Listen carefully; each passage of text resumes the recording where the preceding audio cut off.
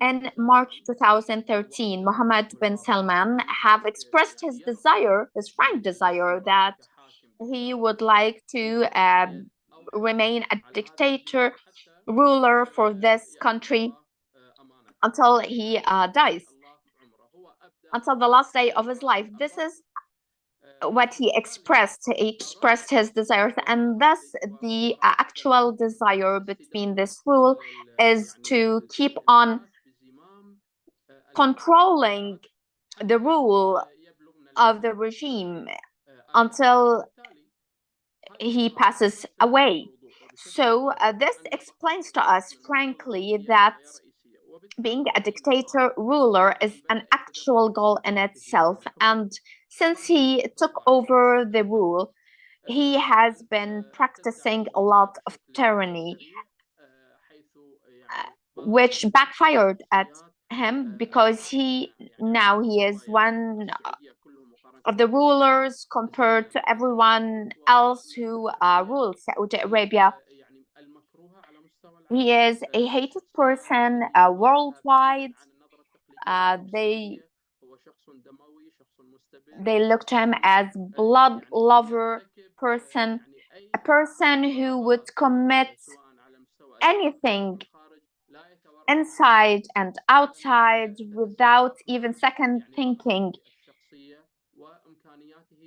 only to control over the rule inside and outside his country.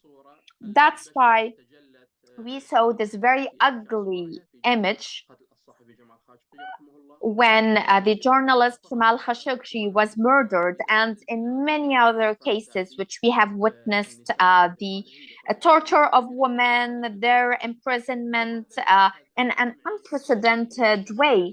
And this tyranny practices have led that Mohammed bin Salman becomes internationally isolated, which have never happened before for a ruler or a king from the Abdulaziz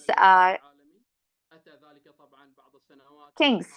So he became internationally isolated, and although his relentless attempts otherwise,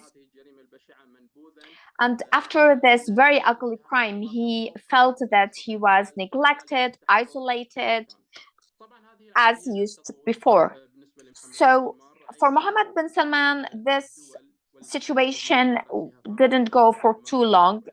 Unfortunately, a lot of countries, France, UK, USA, they have rehabilitated Mohammed bin Salman to go again at the international platform, of course, in what agrees with their international interests, economic wise, which means that he didn't come with a new bibliography. He went on with the very ugly practices for the human rights violations, and he superseded all the previous reigns. He had a lot of repression practices into more violation, into more brutality, unprecedented wise. So he came back with the same behavior and even worse.